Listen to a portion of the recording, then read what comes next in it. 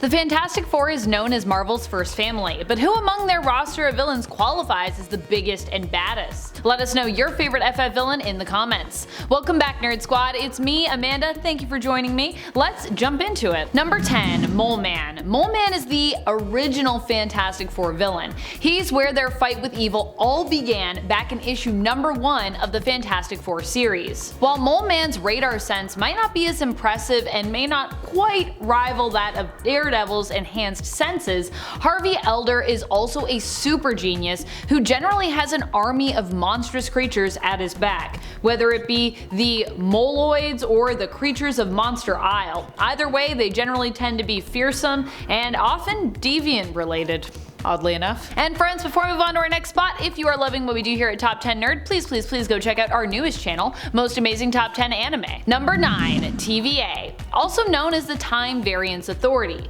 This power time regulating and maintaining order has also served as a Fantastic Four villain in the past. This was because the Fantastic Four were in essence kind of charged with breaking some laws of time, creating some temporal problems, if you will. The Time Variance Authority, watching and governing over time as they do to ensure minimal temporal disruptions, are considered to be quite powerful in the Marvel multiverse. Although they aren't the only ones that try to rule over time, but we'll talk about that a little bit more later, perhaps. Number 8, Skurlls. It feels weird ranking the Skurlls so low on this list, considering, they're a whole group, a whole cosmic empire of people. And they aren't just any old alien race either in the Marvel universe. The Skurlls are known for being one of the most capable and at times fearsome races. If you happen to have to go up against them, that is. Which is exactly what happened to begin with in Fantastic Four issue number 2, the second issue ever of the series, where the most fantastic first family of Marvel were pitted up against a Skrull invasion. Yep, the Skrulls wanted to invade Earth. Well, this would of course eventually happen. This time around, it only took the Fantastic Four to kind of dissuade the Skrulls from invading Earth and kind of convincing them it wasn't really a great idea, at least not right now. They would return, and for a long time in the comics would actually act as a recurring enemy to the Fantastic Four family. Until now, when a Skrull child, Nankala, would actually end up adopted into the family, becoming the adopted daughter of Ben Grimm and Alicia Masters Grimm following the events of Empire. Things really have come full circle now. Number 7, Impossible Man. Impossible Man has to be one of the weirdest Fantastic Four villains out there, and yet somehow he also happens to be one of the most powerful. He is a shapeshifter, but unlike the Skrulls, he hails from an alien race that is less well known over at Marvel Comics, especially as Impossible Man doesn't appear as frequently and hasn't appeared as recently either as the Skrulls. I think the last time we saw Impossible Man was in like 2013, so it's been a minute. So who is he? Impossible Man is an alien belonging to the race known as the Papapians. He can transform into almost anything and can even split himself into multiple parts. In fact, this is how Papapians reproduce. He appeared as early as issue number 11 of the Fantastic Four and hails, like all Papapians, from the 10th galaxy. In terms of presentation, he's somewhat similar to Superman's own villainous, overpowered nuisance, Mr. Mxyzptlk. Number 6, Namor the Sub-Mariner. One of the things Namor is most well known for is his rivalry with the Fantastic Four. While Namor existed in the comics way before the Fantastic Four were ever introduced, he ended up as one of their first enemies in their own comic, appearing as early as issue number 4 in that original series. Here, Namor becomes infatuated with Sue Storm and attempts to kidnap her, stealing her away from the team. In this way, Namor would always remain as kind of a complex individual when it came to his relationship with the Fantastic Four. While he has acted as a major villain in the comics to them before and to others, he's also provided aid to the team and to others, acting as a hero and an ally. In fact, during King in Black, Namor was even called upon by Sue to help battle Null and journey to the depths to reconnect with the eldritch empowered villains known as the Black Tide. Number 5, Galactus. Galactus is another super iconic Fantastic Four villain, especially considering the team's relationship and ties to Galactus's herald, the Silver Surfer. One of his heralds, at least anyways.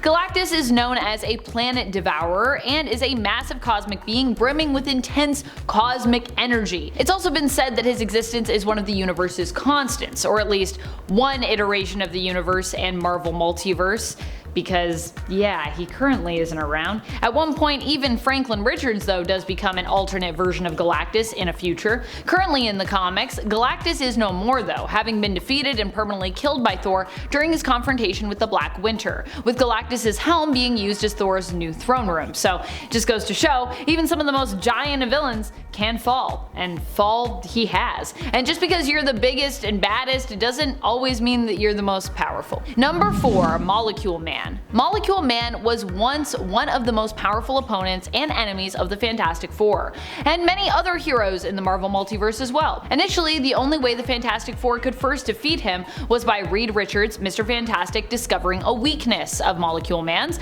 that Owen Reese's Molecule Man could not manipulate the molecules of living things, organic matter. But over time, even this rule would change and be broken. It would be revealed that this limitation was not actually real, but merely one imposed on Owen by himself, having placed mental blocks in the way that made him believe he could not manipulate organic matter. He's been shown to have overcome this mental block for a time, and at that point, he was likely one of the most powerful beings in all of the Marvel Multiverse. Or I guess I should say from that point on, because even up until the end of Molecule Man, I would say he was one of the most powerful beings that we had. Number 3, the Griever at the end of all things. The Griever at the end of all things was someone who proved their power almost instantly in the comics. Like, as soon as they appeared, they were like, this is where I am on the ladder of power. A kind of one-up villain, if you will. She was the one who managed to defeat Molecule Man for good, killing him during his time adventuring with the Fantastic Four when he aimed to fix the multiverse with Reed Richards, Franklin Richards, and of course the rest of the FF. And the Griever actually killed Molecule Man apparently like super dead. Like, normally Owen Reese can kind of come back, but apparently this is like a death you can't come back from, if you will. The Griever at the end of all things described herself as basically being inevitable, saying that her purpose was to watch as everything from the edge of eternity died and witness and mourn its passing. We haven't seen her since then, I don't think, but she seemed pretty cool and she did a pretty crazy thing, so I feel like I'd be remiss to not mention her. Number 2, Kang the Conqueror. Kang the Conqueror might be better known for being an Avengers villain, but they aren't the only ones who have tangled with the time-traveling villain. Kang is also a villain intrinsically tied to the Fantastic Four via the Richards family, with it even being believed that Kang may be a future descendant of Reed Richards, with his name being Nathaniel Richards in his initial iteration before he evolves a few times to eventually become Kang. And even if he isn't related to Reed, he's also rumored to be related alternatively to another, even more powerful and iconic villain of the FF. As we've seen in the comics, while 2 Kangs may stand a chance against this villain, who takes our number 1 spot, 1 Kang is likely not enough. Who is the number 1? Who is the person that could also be related to Kang? Number 1, Doctor Doom. Doctor Doom definitely has to be one of the most powerful foes of the Fantastic Four, if not the most powerful, which is why I had to give him our top spot. And he's also known for being one of the most iconic villains of the Fantastic Four as well. Doom, while seemingly just a man in a metal suit, is actually much more than that. He's a genius, a political powerhouse, sometimes a gentleman, and is also extremely gifted in the art of magic. He traveled back in time to train with former pupil of Merlin himself, Morgan Le Fay, also known for her immense magical power in the Marvel Universe. Doom has been powerful enough to even be considered a potential candidate for the role of Sorcerer Supreme, and when acting as a hero, has shown the strength of his will and his might, being bold enough to save the Marvel Multiverse in the events leading up to Secret Wars, and becoming God Emperor Doom of his own battle world during that event, and being brave enough to take on the role of hero Iron Man after Tony Stark was left comatose following the events of Civil War II, becoming known editorially as Infamous Iron Man. The Fantastic Four definitely has some of the coolest villains around, and definitely some of the most powerful, that is for sure. Thank you so much for watching, and as always, until next time, you stay nerdy, YouTube. Bye.